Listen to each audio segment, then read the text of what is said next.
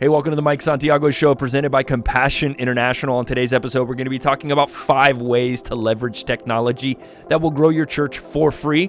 We're also going to be sitting down with Vance, the founder of Overflow, which is a digital giving platform that allows you to give Bitcoin and stock donations. It's an incredible conversation about the future of digital giving for nonprofits. Also, we're going to be answering your questions and more. Let's get started.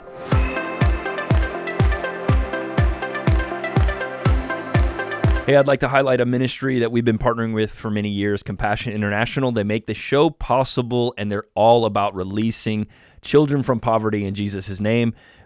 They currently serve over 2 million children and their families all across the world in the most poverty-stricken areas, and all of this is happening through local churches, so they're able to give through local churches. Compassion is all about equipping the local church so that every single child is cared for by leaders in their community. As a pastor, we have found that Compassion makes it very easy to partner with them in our global mission strategy. And as a church, we've incorporated Compassion into our focus, especially in Guatemala. Compassion has made it easy for everyone in our church to put their faith in action by caring for a child in need. And I would encourage any pastor listening or watching to learn more about Compassion. All you have to do is go to compassion.com/Mike. That's compassion.com/Mike, and they'll help you grow your church in the process as you resource the world. Hey, welcome back to the Mike Santiago Show. My name is Mike. This is the show, and we are so glad to have you. We are sponsored by Compassion International and powered by Overflow.co. More on that later. Today, we're going to be talking about 5 free ways to leverage technology to grow your church. I know that many of you don't have large budgets. I know that many of us in ministry are trying to be good stewards of the resources that we have. So how do we grow our church using tech for free? What are some free, creative ways that we could grow our church? I'm glad you're listening. I'm glad you're here. Let's get started. Number 1 is reviews. There's power in reviews. Reviews cost $0 to get or to ask for. One of the things that I would encourage a lot of pastors listening to do is to simply ask your key leaders to leave a 5-star review. Now, if they're going to leave anything less than 5, tell them they could go somewhere else to do that. But reviews are so powerful because on Amazon or whenever you go to buy a product, whenever someone moves into town, whenever someone's looking for a restaurant, whenever anyone is interacting with anything on their phone, they're looking for customer reviews. They trust the customer more than they trust the product. And so I need to see a customer review. I need to see as many reviews as possible, 5-star reviews about different aspects of the church, not just like, I love this church, 5 stars, but when my kids came to this church, we were blank, and now we are blank. Or my teenager loves the youth ministry because blank. And have your team really draft up and craft some really specific reviews, and then let them, get them all together in a room and have a review party. And then I would ask people, hey, would you mind updating your review if it's been a couple of years? Or, hey, would you mind leaving us a new review? There are a couple of different pages or ways to leave reviews. You can obviously, Google is the primary one, but then Google also pulls from Yelp. Yelp is a great review site as well. And so I would go ahead and try to leverage getting 5-star reviews. That's a free way to leverage tech to grow your church. Let me tell you right now, the opinions of others matter more than the opinions that are found on, you can self-promote, you can tell everyone how good your church is, but it's until someone else tells someone else how good your church is that you can really see results. And so the first thing I would do is I would obviously leverage the power of a 5-star Google review. The second thing I would do is I would remain active, meaning I wouldn't let a post live for very long without updating again. I wouldn't let Easter or Mother's Day or Christmas graphics remain on the site weeks or months after it's already happened. People that are searching for churches, people that are looking for your churches, they go on your website and they see something from last year. They see a date that's way past, and it just looks like you're not remaining active. So how do you remain active? Well, you need to always be auditing your page, always be auditing your social media. Look at your personal social media. Look at your church's social media. Look at your church's website.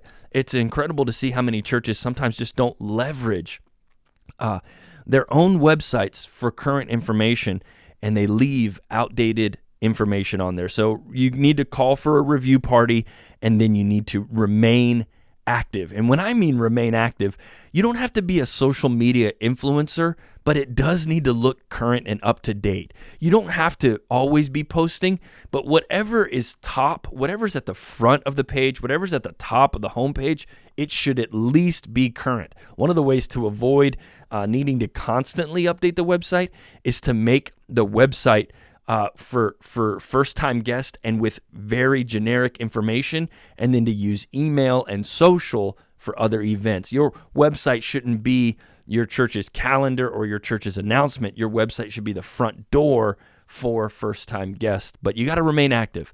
I need to be able to see that something's happening at this church. They're excited. There's upcoming events. There's upcoming things happening, and it needs to be current and up to date. If I go onto your Instagram and the last time that anything was posted was, Easter or Christmas, and it's now 3 months ago or 4 months ago, it just looks like not a lot is happening at that church. It looks like you're closed for business whenever you don't remain active on social media. So number one, make sure you have a review party. Number two, you need to remain active. Number three, you need to repurpose content. It's amazing. You write a sermon every single week if you're listening to this and you're the primary communicator of the church, and there's a wealth of wisdom. There's depth. There's so much knowledge and understanding and fresh revelation that comes from preaching every single week. If you were to take your content, maybe some stuff that either didn't make the message or some stuff that you weren't able to explain further, and you were just to sit there online and just share a little bit more about what you meant by this point or what you meant by that point, you actually have content. You say, I don't know what to post. Well, just start with your sermon notes. Go to your sermon notes and go back to your study time and say, okay, what do I wish I could have explained more? Well, take some time and write an extra post and explain it more, or sit down with a selfie video and do a video. I think that we always think that we need a social media manager, or we need a graphic designer, or we need a content creator to be on our team in order, you don't need a staff member to take your sermon notes and to simply expound on some of the points that you had or some of the opinions that you shared.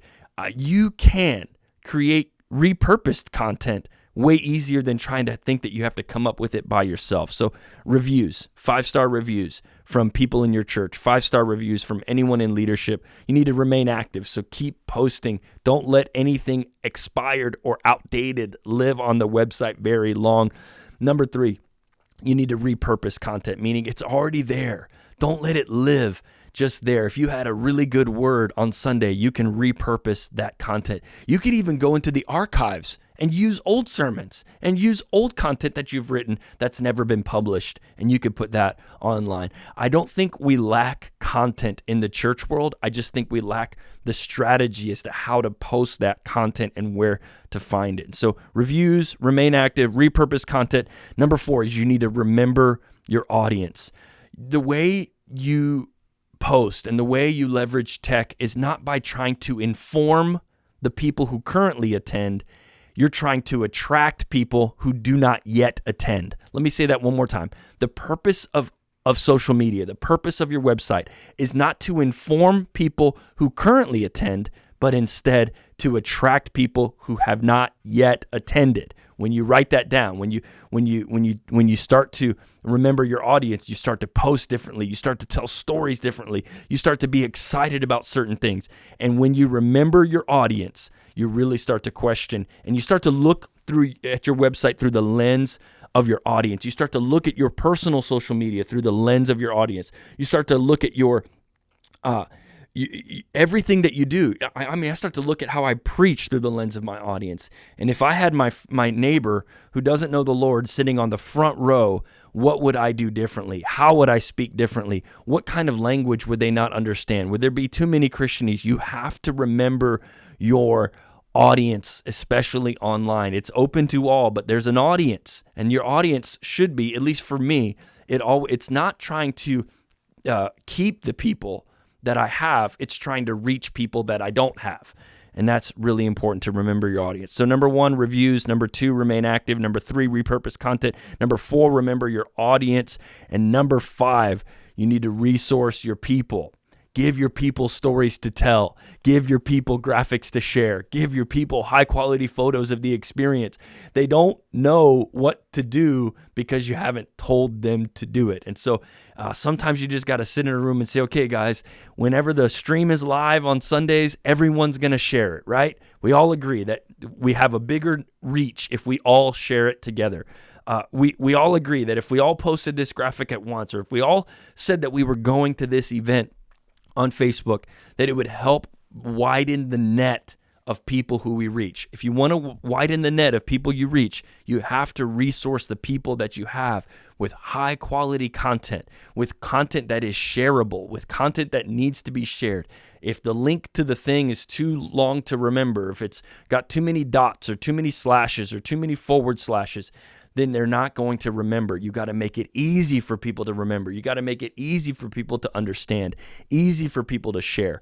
It can be so simple, but so powerful when you post something that is shareable, a good story that's well told about a kid in the kids ministry, or a great story that is well told about someone who decided to follow Jesus or take next step through water baptism.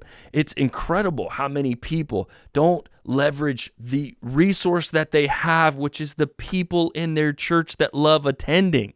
Hey, here is some photos that we took last Sunday. We would love for you to share one. Hey, here's a story that we just shared and we just published. We would love for you to share it. Hey, our Christmas services are coming up. Here's an event that you could say that you're attending, and you can share this event to invite your friends. So you got to have 5-star reviews. You got to remain active. You got to repurpose content. You got to remember your audience, and you have to resource your people. Those are the 5 things that you can do for free. Right now, you can start implementing those things right now in order to grow your church. And let's face it, church fundraising is hard, and 90% of the U.S. wealth is tied up in non-cash assets. This means that churches that are only accepting cash donations are missing out on a ton of giving potential. They're actually leaving money on the table, but Overflow is here to help. Overflow is an online software that empowers donors to give crypto and stock donations to churches and nonprofits within minutes. The average donation to churches and nonprofits is about $128, but the average donation through Overflow is $10,000. Your donors want to give stock and crypto because it's the most tax-efficient way to give. Why? There's no capital gains tax, so churches get the full donation, donors get the full tax deduction, and as a result, churches can leverage the generosity of people through non-cash assets. Go on over to overflow.co/Mike. That's overflow.co/Mike. All right, time for your questions here on the Mike Santiago Show, presented by Compassion International. This question comes across my feed this week, and I love it so much, and I think it'll really bring forth a ton of conversation. It says, have you ever had to remove someone from your church for gossiping, causing division, and bad-mouthing the pastor or other leaders to people in the church? Great question. And what's the process? That's an incredible question, and I know that it's challenging. Let's just start with biblical precedents, because I think that that's one of the most important things. Titus 3:10 and 11 says, warn a divisive person once, and then warn them a second time. After that, have nothing to do with them. You may be sure that such people are warped and sinful. They are self-condemned. It's important that you protect culture. That's one of our jobs as pastors and leaders, is to protect culture. If you don't feel like you have to protect culture, then you might not have a culture worth protecting. Not only do you have to protect culture, but you need to protect your congregation. That's part of your job as a shepherd, protecting the flock. So I know that there are 2 things I'm called to protect the congregation and protect the culture. And if anybody comes against any of those things, it's my job to ensure that divisiveness, gossip, slander, division, anything like that is shut down. You have to exercise your confrontation muscle. So you got to increase your desire to confront, not because you're looking for a fight, but because you are looking to protect. Once you become a protector, you're not going to be seen as a fighter. You're going to be seen as a protector. And that's what we do. When we hear of someone, I go straight to the source. I leave no gap. I don't even text them. I don't even email. I don't want anything that could be screenshotted. What I'm looking for is I pick up the phone and I say, I heard there were some issues at your small group last night with some of the decisions that we've made. Or I heard that you went to lunch with so-and-so, and I just don't even play any games. I confront directly to the source, and I do that once. And if we can't come to an understanding, I'll do it again. And then on the third time, I will actually cut them off completely. I'll deny them access to any email accounts that might have been associated with the church, anything like that. And I will go straight to the people that they were leading, and I'll say, listen, so-and-so has made some decisions. So-and-so has made some actions, has done some actions that are preventing them, that are disqualifying them from ministry. And because they're disqualified from ministry, you need to know these things. They done this, and here at our church, we just don't stand for that. So after having a face-to-face with the person who's doing the dividing, the person who's doing the gossiping, and after following up one more time, if it continues, then what you have to do is you have to cut them off. It's what the Bible says to do. It's biblical. Here's the deal. As pastors, we're people pleasers. We want to please everyone. We make everyone happy. It's just not possible. I think Nick Saban said it best. He said, if you want to make people happy, sell ice cream. And if we're pastors, we're in ministry, and it's challenging and it's difficult and it's hard, but you've got to confront it, because if you let it fester and you sweep it under the rug and you try to suppress it without confronting it, it just grows. Anything that goes without confrontation ends up growing. So you have to sever the head of any divisiveness, gossip, or slander that comes through your office. And the moment you know about it is the moment you should handle it. I would not let any time go between the time you find out and the time you confront, because the longer it lingers, the longer it festers, the worse it gets, and the more divisive it becomes. So I hope that helps. Hope you're ready to exercise your confrontation muscle as we deal with conflict, gossip, and slander. As we continue today, we're going to look at a conversation that I had with the founder of Overflow.co. Speaking of tech, speaking of resources, Vance is an incredible guy. He's the executive pastor at his church, and he's the founder of Overflow.co. I know you're going to love this conversation. Take a look. Hey, we all know digital marketing is hard. Let's be honest, just because your youth pastor has a YouTube channel with 4.5 subscribers, it doesn't make them a digital marketer. Let's leave that up to the professionals, and the professionals at Rocket Media are the best. They helped us launch our South Campus with over 400 people in attendance. They can help you promote big weekends like Easter and Christmas, or an anniversary service, or Mother's Day. And all you have to do is go to therocket.media/church. You can get a free church consultation there. And if you sign up, you get a chance to win a free pair of AirPods, which is awesome. So it's therocket.media/church to get signed up. Tell them I sent you from the Mike Santiago Show. Tell me a little bit about what you do, and I know that it's probably multifaceted. Yeah, totally. So Overflow is a giving platform for churches, charities, nonprofits, even companies now, that unlocks net new streams of generosity. What do I mean by that? Well, 90% of wealth is actually in non-cash assets, people's stock portfolios, ETFs, 401ks, IRAs, mutual funds, etc. But most churches, charities, nonprofits specifically primarily fundraise from people's checking and savings account. And so it's the biggest missed opportunity in nonprofit and church fundraising, and we're here to fix that. So Overflow essentially created the PayPal button for stocks and crypto donations, as well as other non-cash assets. How easy have they made it, and what have you seen be successful in some of these churches that have adopted this already? Yeah, we have the church plants, even smaller churches within associations like the ARC Network. Mm-hmm. And so we've been able to see incredible impact, really, with most of the customers that we've had the privilege to partner with. What people tell us is two things.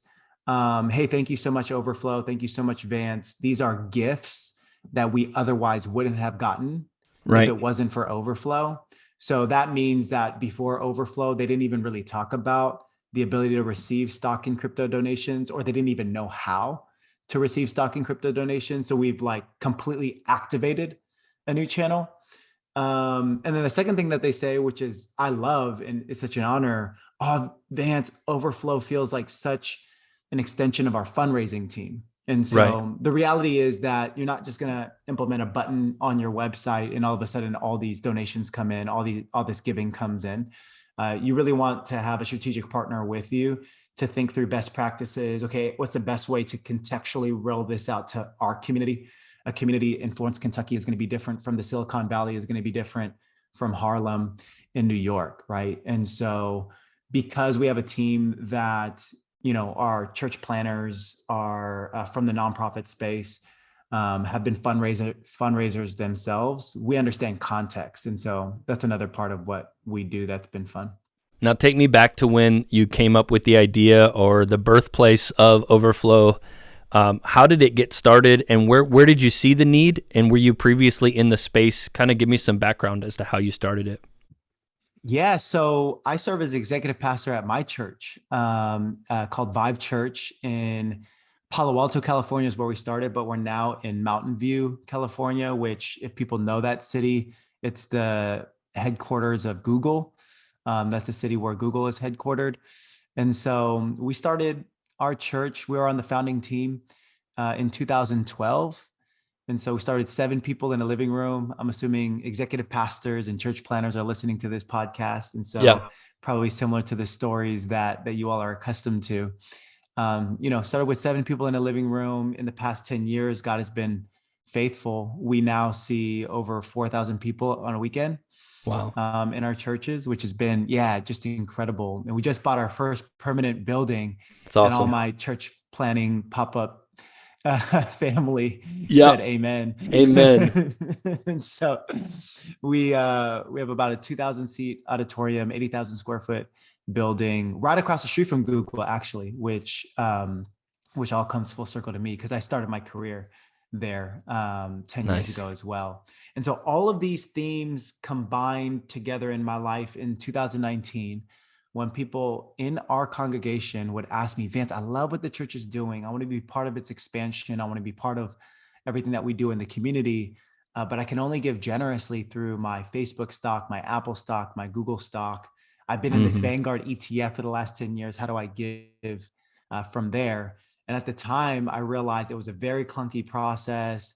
It included manual signatures, faxes. And I was like, man, there's got to be an easier way. And so being a technologist myself, being from companies like Google and doing tech startups, I was like, I'm gonna just build it.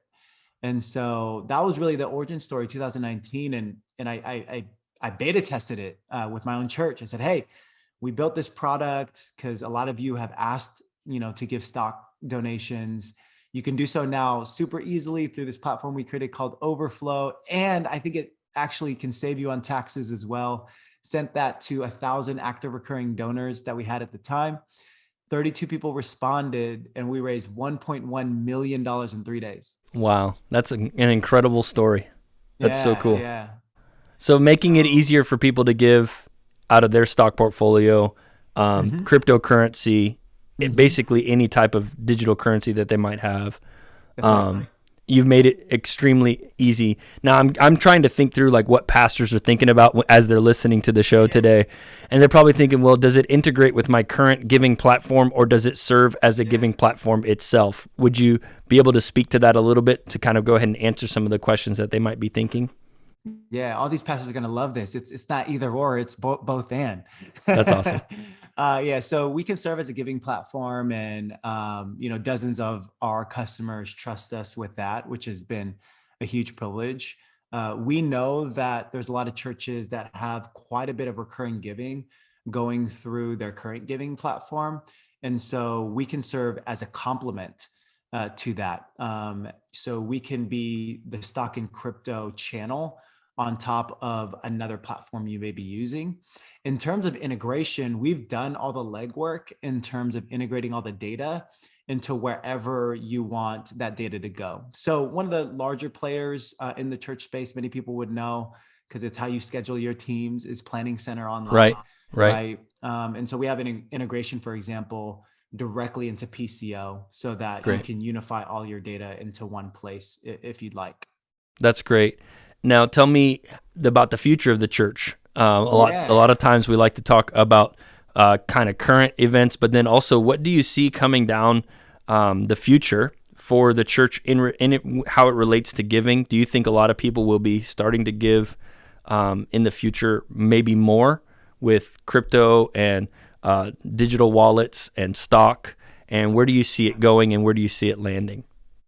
Yeah, I mean, so one of the advisors on our team was a founding team member of PushPay, right? And Hmm. so he was telling us the origin stories of PushPay, and really, in the early 2010s, explaining online giving and recurring giving to most pastors and churches, it wasn't really like easily received at the Right, time. It was like, right, what are you talking about? Like, you want me to pay fees on the giving I'm already getting through check and through the bucket and through the giving kiosk? Like, why would I do that? Right. And we have, we could do PayPal, right? We'll just use PayPal. And right, people didn't understand the power of, if you create a tailored solution for your congregation that makes it really easy to do completely online and to make recurring, right? Would not be just a tax on the current giving, but literally rise the tide for all giving within right. your church. And so, after a few years of really struggling and trying to educate the larger church space, more churches started to catch on alongside the tailwind of e-commerce overall, Right, right? right, Where people started getting more and more comfortable with transacting with things online. And then all of a sudden the iPhone blows up, and you need actually something that's mobile first and mobile friendly, and that has an app to it and things like that. So he was explaining this to me. And the reason why he jumped on as an advisor is because he goes, Vance, the last 10 years, if it was about getting giving to go from check to online, the next 10 years is going to be what that was, but into non-cash assets, into stock, and especially because of the proliferation and the explosion of cryptocurrency. Now, the reality is that, let's talk about cryptocurrency for a second. Whether you understand it or not. And by the way, if you're a pastor and you don't understand anything about crypto, I live in the Silicon Valley. The people that say they understand it, they don't understand it. So don't be intimidated. Um, but what I would say is, regardless of if you understand it or not, it's here. JP Morgan, Morgan Stanley, they back crypto, they hold Bitcoin. Tesla holds Bitcoin. Square now, coined Block, the payment processor that you swipe your card at most coffee shops and things like that. They hold Bitcoin, they hold cryptocurrency. And so it's here to stay. And the reality is, it's going to continue to be a growing force in terms of the way that people transact. And I believe eventually it will be one of the primary forces of transactions. And so if that's true, this time we don't want the church to be behind. We actually right. want the church to be at the forefront of the way that society is thinking about moving assets. That's great. Now, it sounds like you have a little bit of bivocational type work where you're in Yeah. tech space and you also are in ministry. Let's talk about that for just a moment. Maybe not directly in the overflow space, but just the aspect of just being a bivocational pastor, where you're executive pastor during the day and startup guy at night, or the other way around, however you want to call it. What have been the challenges of being bivocational? Because I bet you a lot of guys listening probably, when they're in smaller contexts, they serve at their church and they probably have another job. What have you done to balance the ministry at the local church and the ministry at Overflow, and both of those together?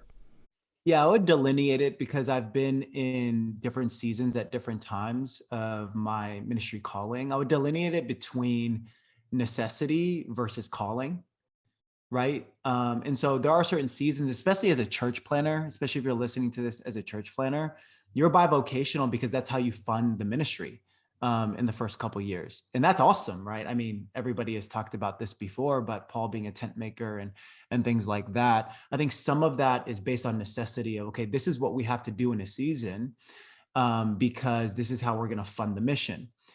There's another delineation though, which I feel like I'm in the zone of currently in my life, which is more of a calling to be bivocational. I feel like there's a grace on my life around being bivocational. And I think it's a lot more practical than spiritual. I think it's a lot more practical than people give it credit for. So for example, I serve as the executive pastor, but I hired on a CFO from Intel to serve the day-to-day functions of the finance organization within our church. And because I don't have to do the day-to-day functions in that regard anymore, that allows me to be effective bivocationally. That's great. Right? It actually probably would be poor stewardship if I was responsible to do, let's say, $5 to $10 million budget, and steward that while also doing a side hustle or something like that. Right. Because that would mean that I'm now diluting my focus on something that's really important. And so it all just depends on the practicality of your situation. And so because I've been in seasons in our church where I've worked in a full-time capacity, I've worked in a part-time capacity, and we've set up a team now 10 years in that are now operating in their calling in full-time ministry, it's now allowed me to be bivocational in the nature that I am. Bivocational to me, what it looks like practically, as much as this can help people, it means is my primary finances, really 100% of my finances come from my business. And so while I serve in the seat of executive pastor at my church, and really that's my calling, and that's how we serve the community and how we've been a part as founding pastors within the church. It's also been the greatest privilege to not have to draw a salary from the church in this season. And so there's a lot of practical elements to it, but I would think that one of the more empowering things to people is just to frame the season that you're in. Right. Are you bivocational out of necessity because you need to fund something? That's great. I think, God has a grace for that. Or are you it by calling because God has put a burden on your life to solve problems outside of the ministry space, right? But still for the glory of God. This next segment is brought to you by Compassion International. Connect your church with the life-changing ministry of compassion by going to compassion.com/Mike. That's compassion.com/Mike. Do you foresee that in the future, a lot of executive pastors, maybe even like youth pastors, kids pastors, whatever other role outside of the lead pastorate, do you foresee this kind of same grace for doing both will be more common, and there won't be like the traditional full-time youth guy or full-time executive guy in the future? I would say for the 5 to 10% of people that have that grace, I would say it's still in the minority, not the majority. The 5 to 10% of the people that have that grace, it won't be as taboo anymore. Right. And there'll be a lot more permission, and there'll be a lot more empowerment around it from lead pastors, senior pastors, boards, executive teams, and things of that nature, because it's a recognized calling, it's submitted. And there would be examples where it worked, right? For the 90% of people that this probably doesn't apply to, I would talk to senior pastors, executive pastors, and probably have a discussion around how do we pay them properly? Right. That's a problem too. Yeah. Do you know what I mean? Because at the end of the day, if they don't have that grace, but they're still looking for side hustles, all that means is they don't want to do the side hustle. Right. They just need more money. Right. And so, okay, how do we just pay them a little bit more properly? How do we actually not turn the church into a business, but take the best of business principles and incentivize and structure compensation in a way that ultimately benefits the church, because we can have a full focus and we can have ultimate, impact. And so that's probably the conversation, I think, for 90% of people that maybe think they need a side hustle, but probably they just need a raise at their church. Yeah. I don't think anybody listening is going to turn down a raise at their church. Exactly. For sure. Why don't we go back to Overflow? Walk me through maybe the process of getting started. How does a pastor implement a team to help kind of stir the generosity of the people? Maybe they're a smaller church in number, but there might be some people who have some stock that have been held up, or whatever it might be. How does a pastor start this conversation? Not just implementing Overflow, which is the powerful tool, but the team aspect. What would you do in starting the team to fund the generosity? Yeah, that's a good question. So just really quickly, A to Z, it's really easy. You go to, if you're an executive pastor at the church, CFO, or the main leader that would make a decision like this, you would just go to overflow.co, overflow.co, sign up, get a demo from our team, and get onboarded onto the platform. In terms of rolling it out into your church, there are really just a couple key things that you need to think about. Number one is understanding that in terms of the giving potential within your church, like I said, 90% of wealth is in non-cash assets. And so this shouldn't be like a nice to have within the way you think about generosity, but as part of your holistic strategy. So what do Right. I mean by that? Most churches have a giving moment, right? Within the service.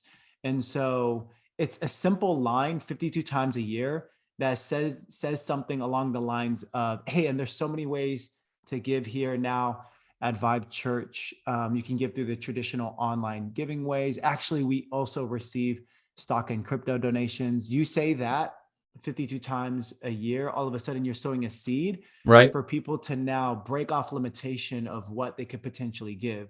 Where that comes in handy is for things like year-end giving. We're in October right now, Heart for the House, Vision Gala, Kingdom Builders, right? Because all of a sudden, the 5 to 10% that would identify themselves as legacy builders or kingdom builders, they're now remembering, oh yeah, that's right.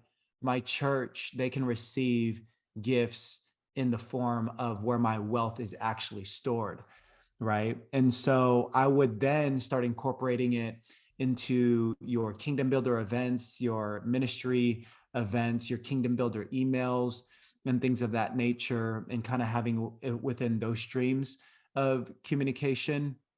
And really, the third component is if you do have any sort of discipleship around finances, obviously, the GOAT, Dave Ramsey, Yeah. FU, all that type of stuff. But a lot of churches now do a lot of different things around Totally. finances, or might even do a giving series. This be some education around that as well.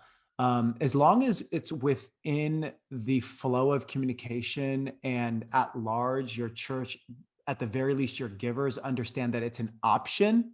Right. That's all you really need to optimize the opportunity. That's great. And do you see guys have most success towards the last quarter of the year? I know at the time of this recording, it is October. We're going into November, December, and December can many times produce more revenue than any other month in the year, at least in our regard. What are some of the things that you guys are doing right now to intentionally set up that either year-end Kingdom Builders offering or year-end offering or special Sunday? What are some of the things that you're doing now that maybe other pastors could learn from as you prepare for those offerings at the end of the year? Yeah, we work really closely with our church customers in devising a plan that is contextual to their community, right? Some people do big vision galas where they state the amount they want to raise. Some people just do kind of a year-end offering, and whatever comes in, praise God. And so there's like a spectrum of how Mm-hmm. people will do year-end giving. So we devise plans that are contextual to that.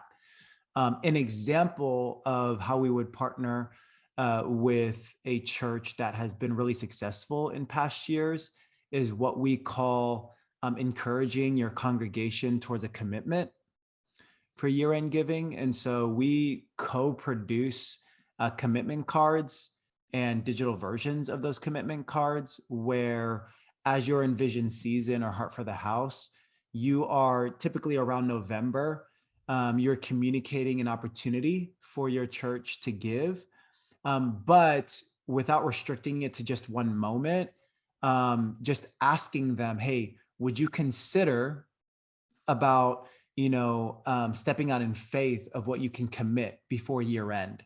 And you give them like 4 to 6 weeks to prepare that offering, Yeah. right? But they've written down on a card or put it in online digitally what their faith number is. Hmm. Not a fake number, a faith number, Right. Right. right? What you reasonably think that you can gather in the next 4 to 6 weeks. What that does is it allows them to stretch in faith. So it's discipleship.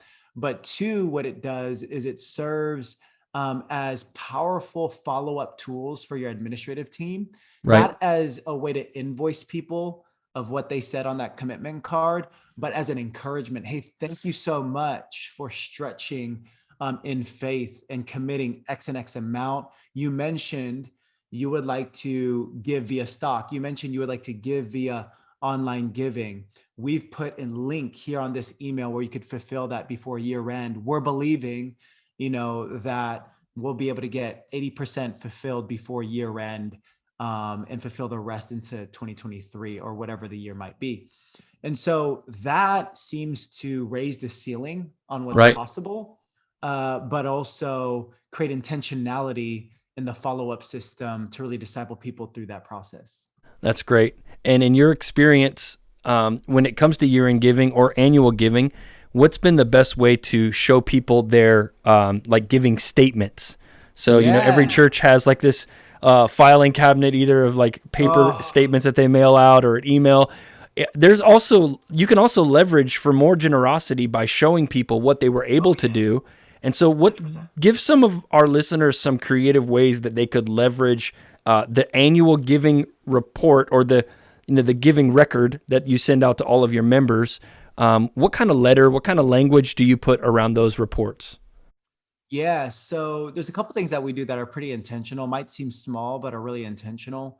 Number one is speed. And so because everything's captured on a digital platform for us, we consolidate all giving across our platform. We can even intake data from other platforms, and we produce a beautiful generated year-end statement that you can just use out of the box to deliver to your donors. I mean, speed, that coming pretty early in January so people can start filing their taxes, honors the giver, and allows them to reinforce their trust in the church. Like, cool, like they're thinking about me, and I want to file my taxes on January 15th, and I already have my 10% of what I actually, charitable tax deduction is big. And so speed is one. Two, celebration. And so we don't have our year-end statements look like, again, an invoice, Right. but we make it look like a celebration, connecting them, and we can customize it per church where they can connect it to direct impact. And then, the third one is really language. And so we try to refrain from things like thank you. That's not the language of the kingdom. Actually, the language biblically is well done, good and faithful servant. Very good. Right. So it's not necessarily, especially if you're just tithing, it's not necessarily that you're doing a church the favor, right? But you've now been given an opportunity to give and be a good steward of what God has given you. And so those three things, dynamics, we feel like are important specifically for the churches that we serve. That's very helpful. I'm sure many of my listeners, I'm like taking notes right now for my church because we're in generosity season. Yeah, that's right. We have the high capacity people in our church over to the house for dinners, which seem like every night for a whole month in October every year, and then we prepare them in November with a series, and then do an offering in December. And so I'm just learning so much from you today, and I'm really grateful for your time. Before we go, why don't we talk to pastors who are under the 200 barrier in attendance? And so scale everything you do way down to a guy who's just struggling to break the 200 barrier, church planter, setting up and tearing down in a YMCA. What are some things that he could implement now that would help increase the generosity of his people? It's only one staff member. He's by himself. What are some things that he could do today that would help move the vision of the church forward at his scale or their scale? Yeah. I would set up 25 to 50 one-on-one meetings, either dinner or coffee or lunch. with those that you have right now, you believe may have capacity to give in a measure that would move the needle for the next season in your church. I would really hone in the vision for the church. I think that's God's done in the first 200 people, the testimonies, the impact you've already had, the way that you've stewarded, what you have so far, but where you're going, how this is just the beginning. And in the next year, in 2023, we're going to do X, we're going to do Y, and we're going to do Z. And it's going to cost, because we've done the work, this amount. And I would love you to prayerfully consider partnering on this level, right? And so 25 to 50 of those one-on-one meetings, obviously, if those meetings are coming in cold, it's probably not a finance conversation at first. It probably is a discipleship conversation. It's probably a relational conversation. But assuming that those are 200 people in your church that you would consider part of your congregation and you have been discipling them, I would have a pretty bold ask for them to be part of what God is going to do in the next year and years to come. That's excellent. I'm very grateful for Overflow and all that you guys do for the kingdom, especially for the Mike Santiago Show here. And for all of my listeners and viewers, you can just go to overflow.co, that's overflow.co, to get signed up. They'll walk you through a demo. I even think that I have like a link, overflow.co/Mike. That's my link. So if you use that one, then Vance will know that I pushed you there, which is always very helpful. So it's overflow.co/Mike for the Mike Santiago Show. Hey, thanks so much for your time. I really appreciate it. And blessings on all that you do for the kingdom all the way over there in California. And very, very grateful for the input and all that you're doing. So thank you so much. What a privilege. Thanks, Mike. No problem. We'll talk to you soon. Cheers.